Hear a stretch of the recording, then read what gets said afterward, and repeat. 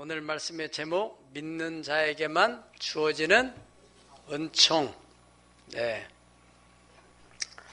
우리가 신앙생활 하는 데 있어서 가장 중요한 것, 성도가 꼭 간직해야 될 것, 그것은 무엇일까요? 믿음이죠, 믿음. 왜냐하면 예수님께서 내 믿음대로 될지라, 내 믿음이 크도다, 또 내 믿음이 너를 구원하였느니라 할 수 있거든요. 무슨 말이냐? 믿는 자에게는 능치 못할 일이 없느니라. 여기서 오늘 말씀의 제목의 그 키워드는 뭐냐면은 믿음. 그런데 믿는 자에게만, 이 만이라는 게 또 중요합니다. 만. 그 만은 이제 국어 용법으로, 이제 국문법으로 말한다면은 제한적 용법이에요. 제한적 용법. 제한을 하는 거예요. 여기까지 믿으면은, 여기까지 믿는 자만 은총이 임하고 믿지 않는 사람에게는 은총이 임하지 않는다. 오늘 여기에 나오신 여러분들은 꼭 오늘 이 말씀을 믿음으로 탁 받으시길 축복합니다. 오늘 간증도 들었잖아요. 믿음을 가지고 그 참 내가 심각하고 형편도 복잡하고 그런데 원어민 교사들을 추천하고 또 월급 더 많이 주는 데가 있다는데도 하나님 약속된 말씀을 붙들고 여기에 머무르고, 그랬더니 더 좋은 사업의 길이 열리고, 할렐루야. 그래, 믿음이라는 것은요 참 신비한 거예요. 똑같은 상황에서 똑같이 들었어도 어떤 사람은 딱 믿음이 오는 사람이 있는가 하면은 믿음이 안 오는 거예요. 들어도 믿음이 안 생기는 사람이 있어요. 그것도 신기한 거죠. 그래서 신기한 거예요. 신앙생활 얼마 하지 않은데도 딱 들으면서 믿음이 딱 오는 사람이 있는가 하면은 그렇게 신앙생활 오래 했어도 도대체가 믿음이 안 오는 거예요. 믿음. 예수님은 네 믿음대로 되라고 하는데 그 믿음이 안 오니까 믿음대로 안 되는 거죠. 그래서 여러분들이 잘 아시는 이 가나안 땅에 하나님께서 여호수아를 통해서 너희들이 정복하면은 거기에 사람이라는 존재는 전부 다 멸망시키라 했어요. 그래, 진멸이라는 표현이죠. 진멸. 전부 다 싹쓸이 해라. 그렇게 해서 그 사람들이 정복했을 때 정말로 전부 다 죽였는데 딱 한 사람, 한 가정. 누구네 가정이요? 라합의 가정. 라합의 가정만 유일하게 보존해 줬어요. 라합이라는 한 여인의 믿음, 그 믿음으로 그 식구들이 가정에 다 모여있고, 그래서 그 집만이 구원을 받았다. 여호수아 6장 25절 우리 한번 다 보실까요? 시작.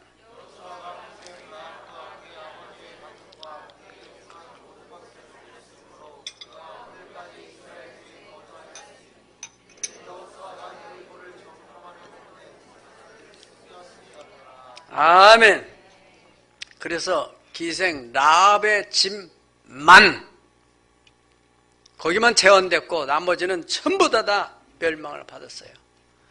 당시 여리고 성의 인구가 얼마인지는 모르지만은 적어도 수만 명은 됐겠죠. 전부 다 멸망을 받았어요. 그러니까 여러분, 아무리 경제가 어렵고 또 내 주변의 환경들이 다 어렵다 할지라도 믿음을 가지면은,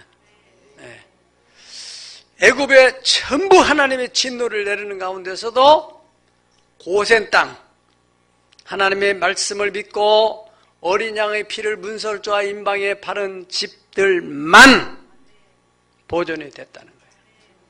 할렐루야.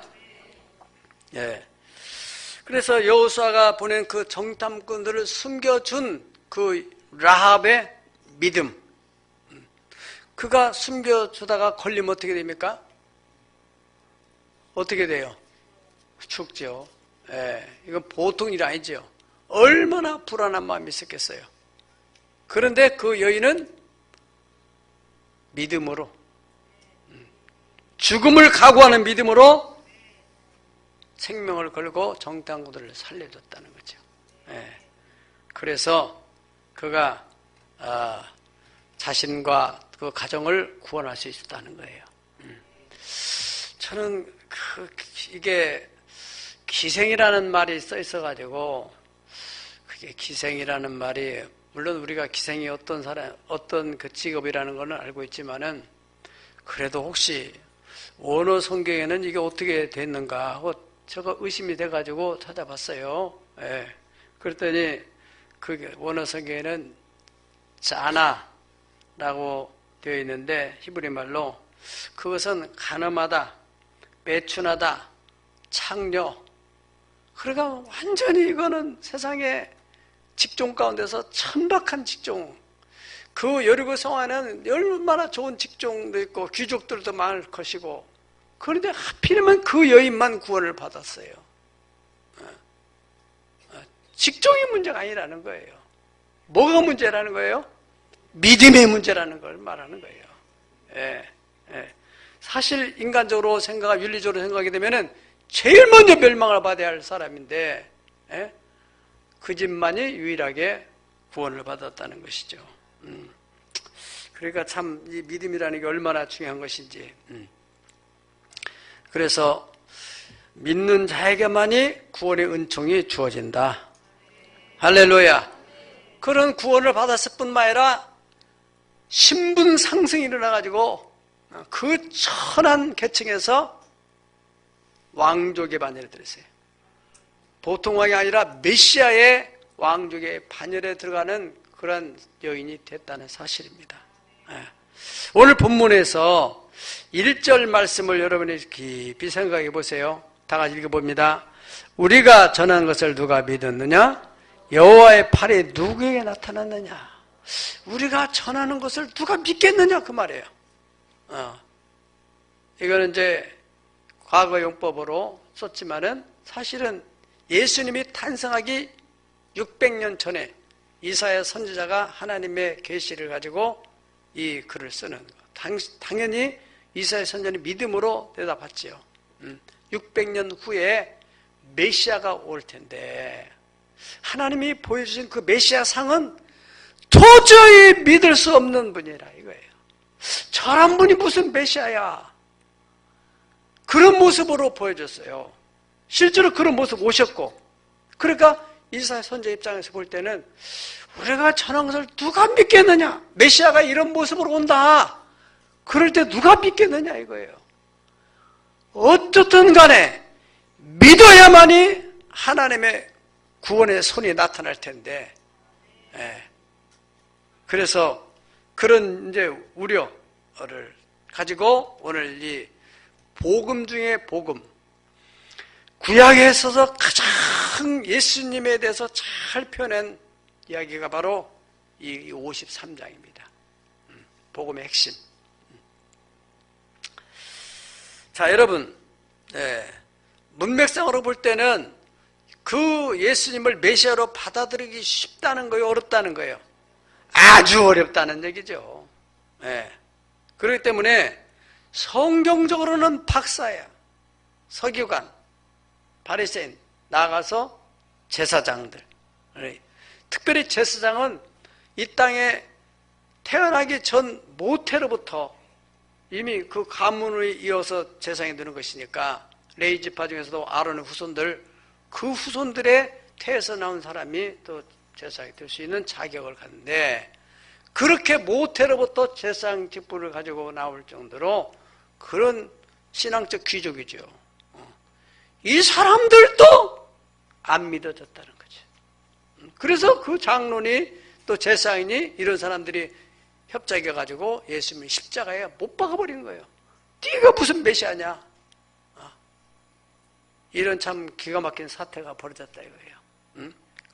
그런데 세상에 참 그렇게 신분도 대단하지 못한 사람, 물론 신분 높은 사람들 또 있었죠. 아리마대 요셉 같은 사람도 있었지만은 소수의 사람, 극소수의 사람들은 저분이 메시아다 딱 믿었다는 거예요.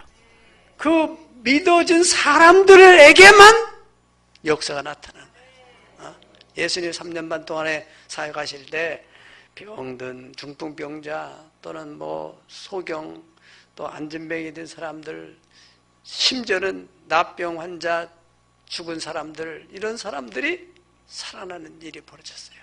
믿는 자에게만 하나님의 은총이 임하게 됐다는 사실입니다. 예. 이 메시아의 외모에 대해서 구체적으로 설명을 하는데, 첫 번째로는 어떤 외모였어요? 메마른 땅에서 나온 연한 순같이 아주 가냘프고 연약한 모습이었다 그랬어요. 그리고 두 번째로는 더 구체적으로 고운 모양도 없고 또 뭐도 없고요, 풍채도 없고, 그래서 사람들이 보기에 흠모할 만한 매력이 없다는 거예요. 뭔가 메시아 하면은 야 정말 어떤 고운 모양이라 한다면은 귀공자 같은 어떤 모습이 있다든가, 아니면은 어떤 남성답게 그냥 장수처럼 탁 벌어진 얼굴에 키가 훤칠하고 막 그런 체구가 또 대단한 그런 모습을 가져 나왔다든가, 이것도 아니고 저것도 아니고 풍채도 없고, 그러니까 흠모할 만한 저분을 이 메시아다라고 받아들이고 따라다닐 만큼 어떤 근거가 없는 사람이라는 거죠. 그러니 누가 믿겠느냐 그 말이죠. 그분을 누가 메시아로 받아들이겠느냐. 그러니까 믿기가 어려우니까 여호와의 팔이 누구한테 나타나겠느냐. 믿기만 하면 그 집에 나타날 텐데 어떻게 나타나겠느냐 그랬어요. 세 번째, 메시아로서 흠모할 만한 매력이 없으니까 사람들이 그냥 그런가 보다 하고 놔두지 않고 멸시를 했다는 거죠. 멸시를 당해서 간고를 많이 겪고 질고를 당하고 질고를 아는 자라 그렇게 말했어요. 다시 말하면은 그런 이제 예수님의 그 고통을 통해서 대속의 은총으로 병든 자를 치유하시는 그러한 속성을 가지고 있다는 거죠. 내면은 그렇지만은 외형은 볼품이 없으니까 사람들이 멸시를 했다는 거죠. 그리고 버림을 당해서 결과적으로 십자가에 못 박혀 죽게 되는, 그러므로 사람들은 저희는 하나님께 버림받아가지고 저렇게 저주를 받는구나, 그렇게 생각을 하게 됐다는 거죠. 이제 그렇게 생각할 것이다 그런 얘기죠. 예언적으로 말한다면은. 사실 그렇게 생각했고 사람들이 저희는 저주받아 저렇게 십자가에서 그 무시무시한 고통을 당하게 된다.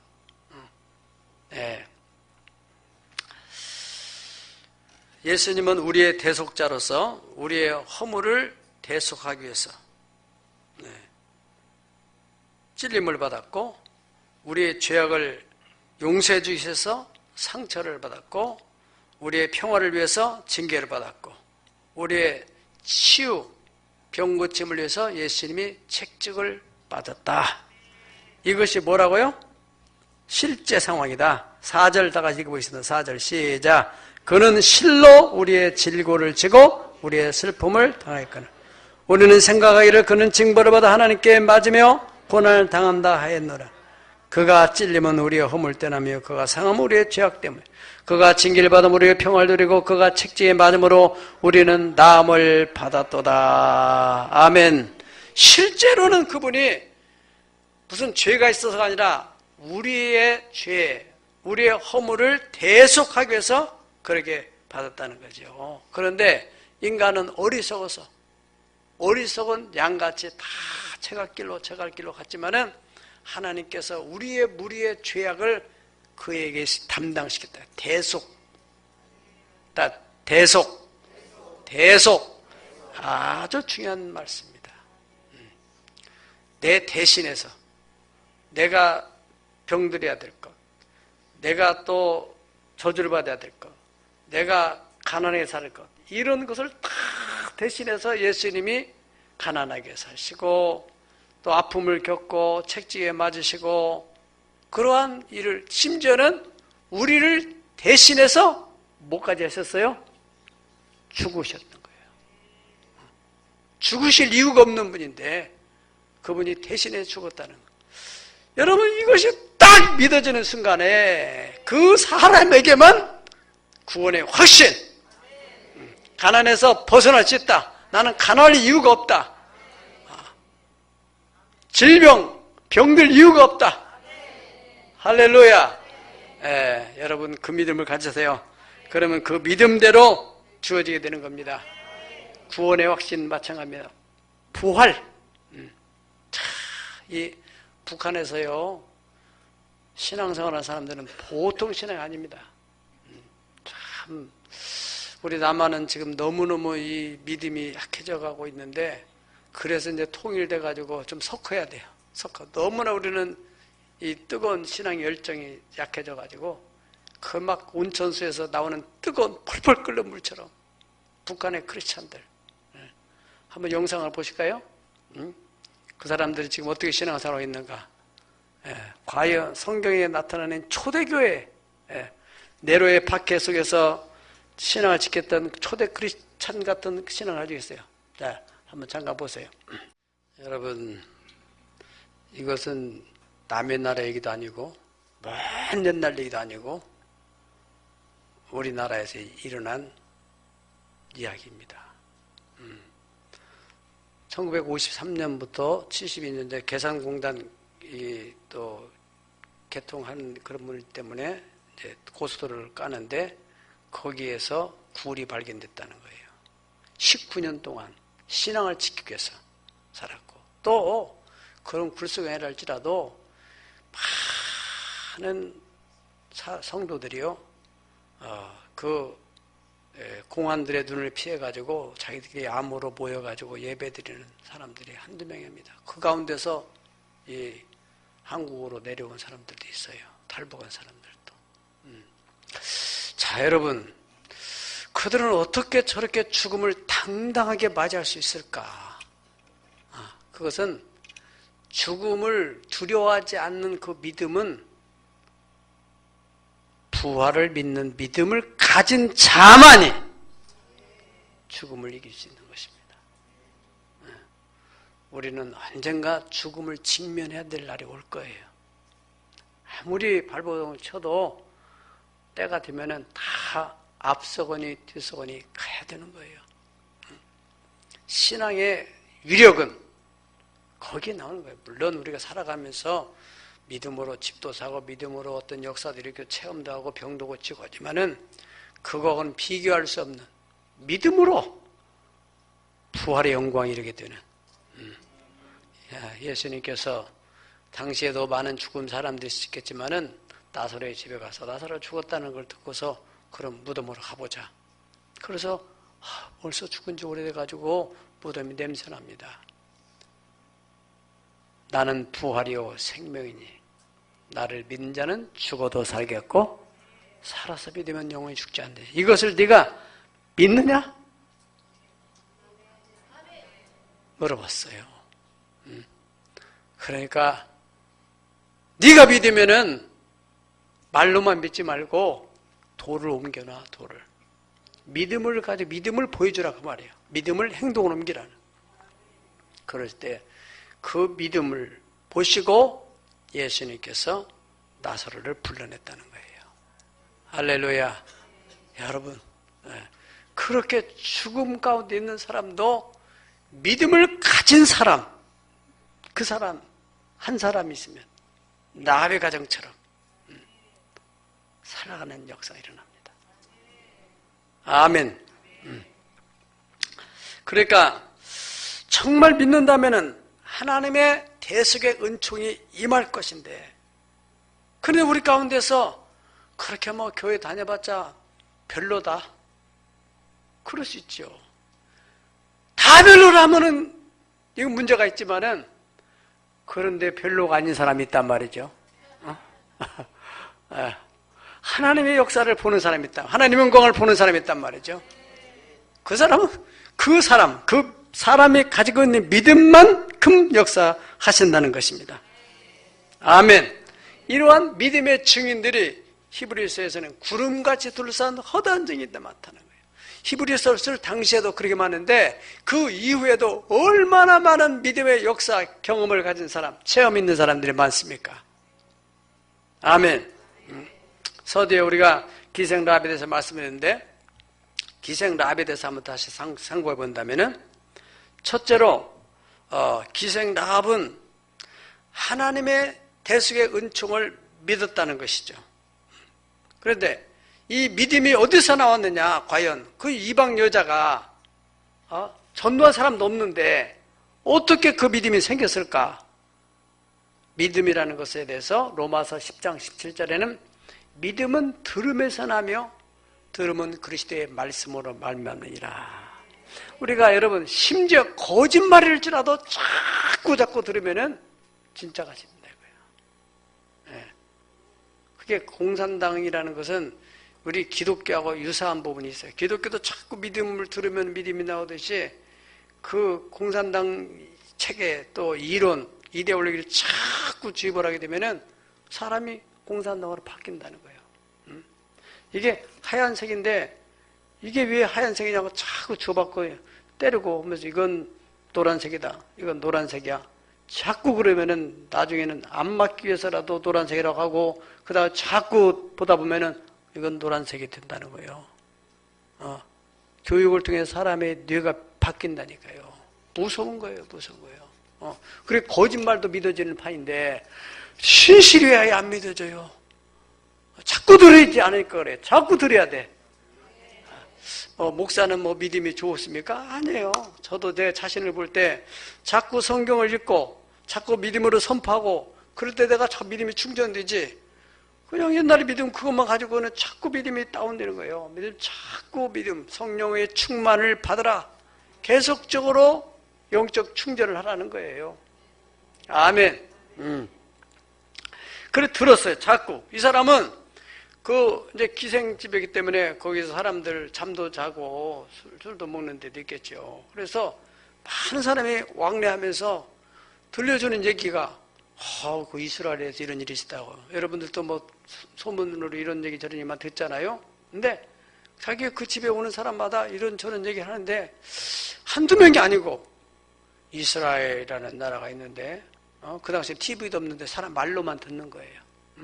그런데 그 애굽에서 400여 년 동안 노예살을 했는데 하나님이라는 분이 진노해가지고 애굽왕 바로한테 10가지 쟁을 내려서 그들의 손을 들고 이스라엘 백성이 나왔는데 그들이 나오는데 홍해바다가 있는데 홍해바다를 하나님이 갈라줘가지고 마른 땅처럼 나와가지고 이렇게 해서 광야에서 한 40년 지나는데 도대체가 그 많은 사람들이 200만 명이라 되는 숫자가 어떻게 먹고 사느냐. 하나님이 하늘에서 만나를 내리고 메추라를 내려서 먹고 살았다더라. 그러니까 그때부터 이 라합의 마음속에는 그 하나님에 대한 동경이 생기지 않겠어요? 그 하나님, 나도 그 하나님 백성이 됐으면 좋겠다. 그것도 거기서 들어주는 사람들, 이런 얘기 또 저런 얘기 막 들으면서 자기 나름대로 이제 조합을 해보는 거 아니겠어요? 그러다가, 그래. 나도 어떻게 기회가 온다면은 내가 거기에 합류해야 되겠다. 이때 아멘 해야 되는 거예요. 기회가 온다면. 그래, 결정적으로 낯선 2명의 정탐꾼이 왔는데, 보니까 딱 여리고 사람이 아니야.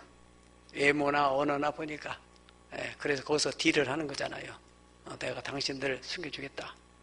그러면 당신들이 분명히 하나님이 당신들을 통해서 여리고성을 무너뜨리고 이 나라 땅을 줄 텐데 우리 가정 보장해 주겠느냐? 당연히 해주지. 그래서 거기서 약속을 하잖아요. 만약에 걸리면은 죽는 일이야. 그리고 그 사람들을 숨겨주고 이제 다 옥상에 다 숨겨주고 내려가 자자마자 거기에 요즘으로 말하는 형사들이 찾아왔잖아요. 야, 너희 집에 지금 분명히 이스라엘 정탐꾼이 들어왔다는데 여러분, 그 얘기를 할 때 너희 집에 분명히 들어왔다는데 어디 있냐? 여러분 같으면 어떻게 되겠어요? 다리가 벌벌 떨리고 오금 졸이면서 여기 없는데요. 여기 없는데요. 말은 없다고 하면서 몸으로 말해주는 거예요. 그런데 그 여자는 그 믿음의 탐욕을 가지고 금방 절로 나갔습니다. 얼마나 확신있게 말하는지 이 형사들이 그 믿고는 저 도망갈 때 다 해가지고 가서 지금 형사들이 왔으니까 저쪽으로 유인했으니까 당신 내려가가지고 이렇게 하라고 해서 싹 돌려보냈잖아요. 그리고 나서 그들이 이제 정복해 들을 때 빨간 줄을 내려가지고 빨간 줄을 내려 여호수아에게 말했으니까 여호수아 장군이 이제 여리고성을 전부 다 진멸하는데 그 빨간 줄을 내린 그 집만은 절대로 보존하라. 그래가지고 살아났단 말이죠. 그 믿음이 보통 믿음이에요. 자꾸 듣다 보니까 믿음이 생겨났다는 거예요. 아멘. 야, 여러분 이렇게 우리가 이 믿음이라는 것은 정말 내 믿음이 이 귀로 들었던 믿음이 내 머리에 혹은 내 마음에 탁 장착이 되려면은 깨달아져야 돼요. 깨달아져. 듣게 하는 자체도 하나님의 은혜예요.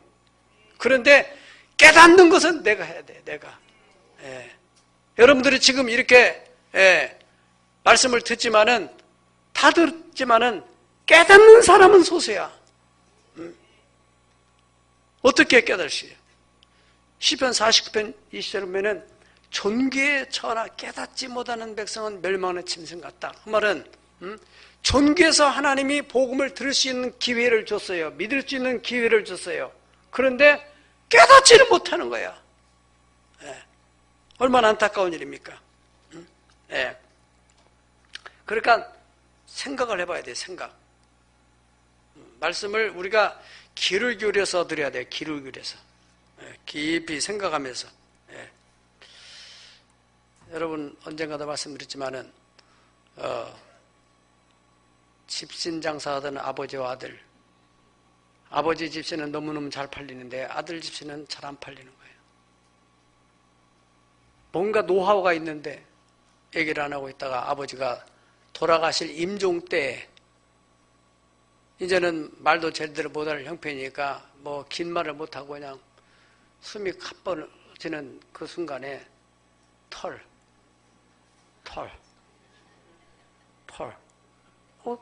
돌아갔었어요. 그 아들이 집신을 엮으면서 털은 무슨 털이야? 머리털이야? 짐승털이야? 장단지 털이야? 무슨 털이야? 이 생각을 많이 했겠죠. 그렇지 않아요? 상상을 해보세요. 그러다가 집신을 이렇게 딱 이 집신 조금 이게 털이 나와 이 털이구나. 그래가지고 칼로 이제 그 털을 다 뜯어내는 거야. 집신을 다 엮고 나서 뜯어내. 그러니까 딱 이렇게 매끄머 눈에 보기 좋단 말이죠.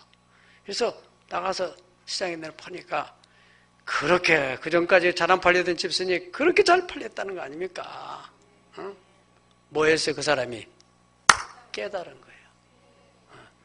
들었다고 되는 게 아니라 깨달아야 된다는 거예요. 사도행전 17장에 보면은 11절 12절에 그런 말씀이 있어요.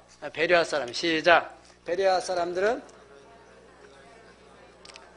더더욱으로 간절한 마음으로 말씀을 듣고 이것이 그러한가에 날마다 성경을 상고함으로 그 중에 믿는 사람이 많고 또 헬라의 기부인 남자들도 적지 않았다 그랬습니다. 여기서 기부인들이 믿었다. 지적인 사람들이죠.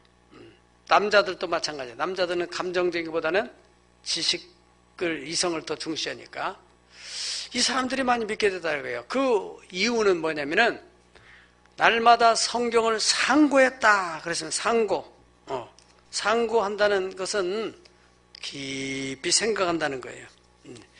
오늘 성경에 보니까 아나크리노 상고한다는 뜻이 아나크론인데 그 말의 우리말의 뜻은 조사하다, 검토하다가 신문하다. 그러니까 재판장이 이제 고소한 사람 또 고소를 당한 사람 이 둘을 놓고서 이 사람의 말이 맞는지 저 사람의 말이 맞는지 그게 상고하는 거예요. 예. 아나크리노 하는 거예요. 깊이 생각하다가 결과적으로 딱 판결을 내리는 겁니다. 조사하고 검토하고 신문하고 우리 사자성어로 한다면은 심사숙고하는 거예요.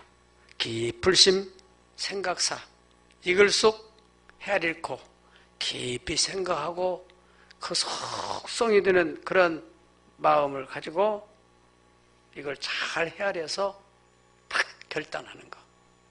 여러분들이 믿음 안에서 어떤 일을 할 때 그냥 되는 대로 하지 마시고 정말 이것이 하나님의 뜻인지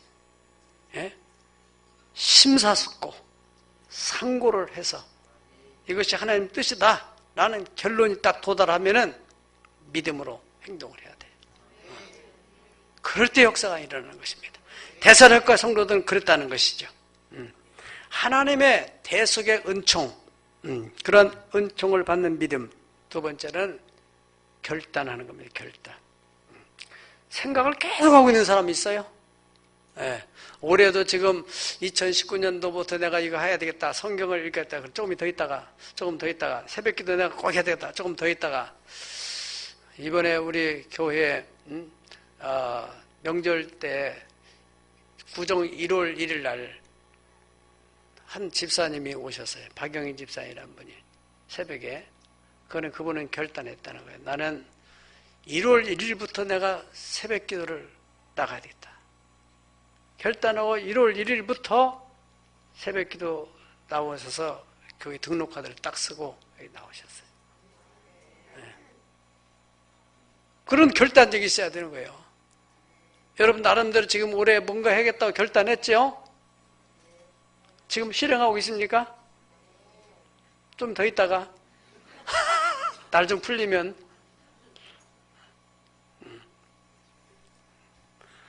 하나님의 은총은 결단, 살아있는 믿음은 결단. 할렐루야. 어떤 손해가 나고 어떤 불이익을 당하고 어떤 창피를 당한다 할지라도 이것이 하나님이 기뻐하시는 일이기 때문에 나는 이렇게 하리라. 그런 믿음이 있어야 대속 은총이 임한다는 것이죠. 예. 우리가 예전에도 간증을 많이 듣지만 그 박효진 장로님 간증 많이 들었잖아요. 네, 그분 간증 어떻게 이 사람이 이런 믿음을 갖게 됐을까? 어떤 한편을 들어보니까 원래 이분은 밀양박씨 귀종궁파 거기에 장손 가문, 종손 가문인데 그 가운데서 이분이 장손이야.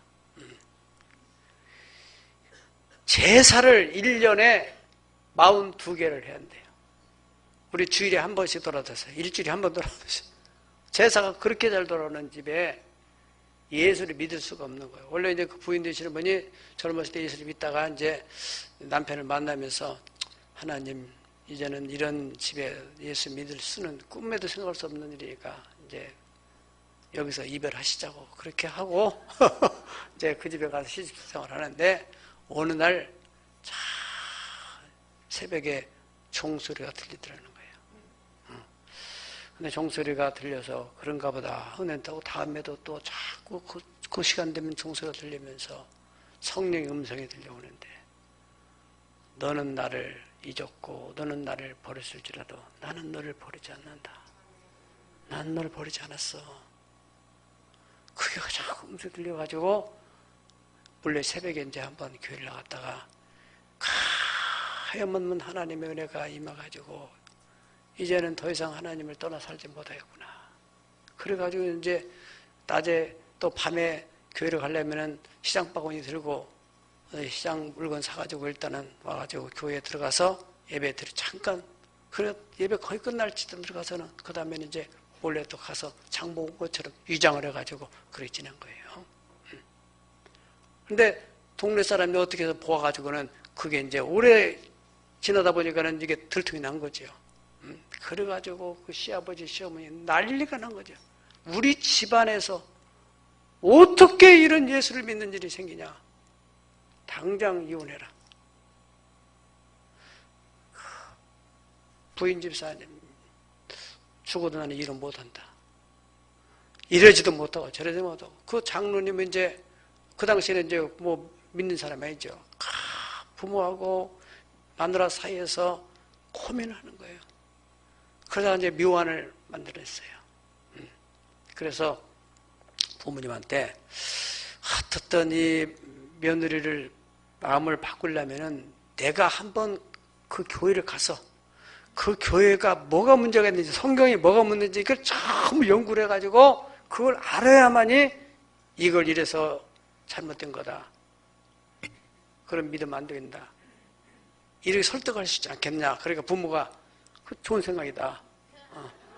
그래서 이제 둘이 이제 공식적으로 나가서 자꾸 듣다 보니까 이 사람도 믿음이 좀 생기게 된 거예요. 믿음이 생겨가지고 세례주도 이제 교회에서 목사님이 집사 임명까지 했단 말이지. 10여 년 동안 그냥 들락날락 하면서 어떻게 같이 묻어 다녔어요.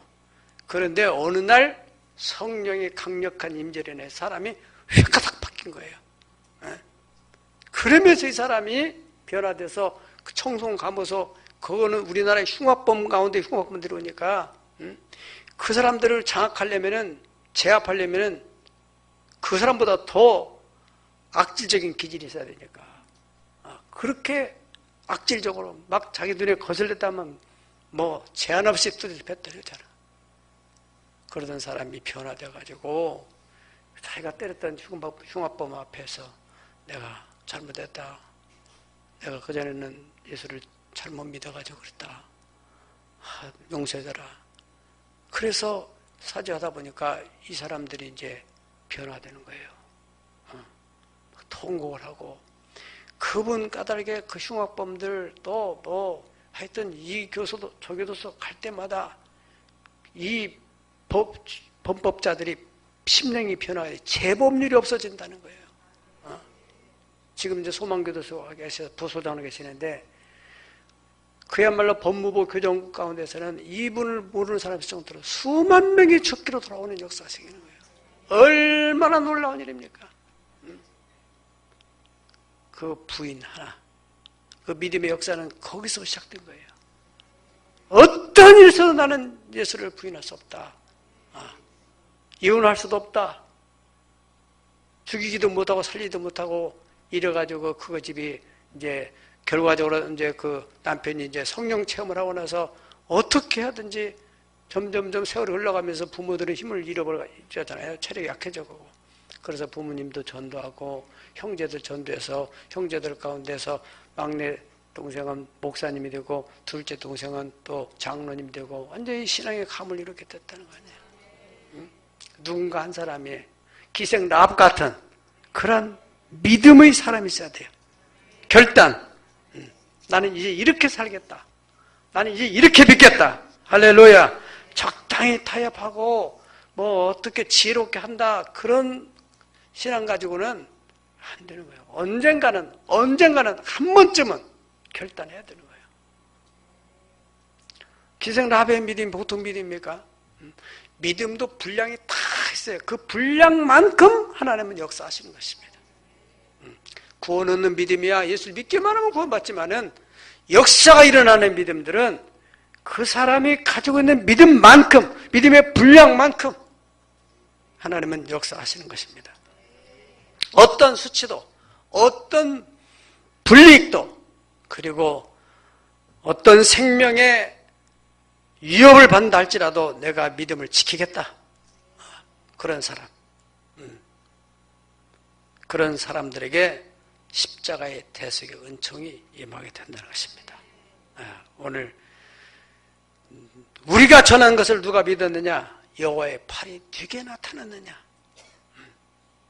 여호와의 팔은 바로 죄에서 자유를 주시고 또 질고에서 건강으로 해방시켜 주시고 여러 가지 눌림에서 또 가난에서 부욕케 하시고 고린도서 8장 9절에 보면은 우리 주 예수 그리스도의 은혜를 너희가 알거니와 그는 부요하신 자로서 가난하게 되신 것은 우리를 부요하게 하려 하심이라. 이 말씀을 주야로 묵상하고 믿고 그러다 보면 여러분들의 가난이 완전히 벗어지는 날 올 줄 믿습니다. 2019년도 새해 우리가 축복성의를 오늘 밤부터 시작하는데 여러분 영적인 회복을 통해서 정말 믿음을 가져보세요. 자꾸 들어보면은 믿음이 생기게 됐어요. 아멘. 집중적으로 10시간을 자꾸 듣다 보면은 1년 신앙생활을 못지 않을 만큼 그런 믿음이 생겨요. 우리 한국교회는 부흥회를 통해서 부흥이 일어난 교회들입니다. 오늘도 말씀에 의해서 베레아 사람들처럼 깊이 상고하여 하나님의 뜻을 따라서 결단할 때 여러분의 영적 회복을 통하여서 여러분의 모든 삶의 영역에 회복이 일어나기를 예수의 이름으로 축복합니다. 기도하겠습니다.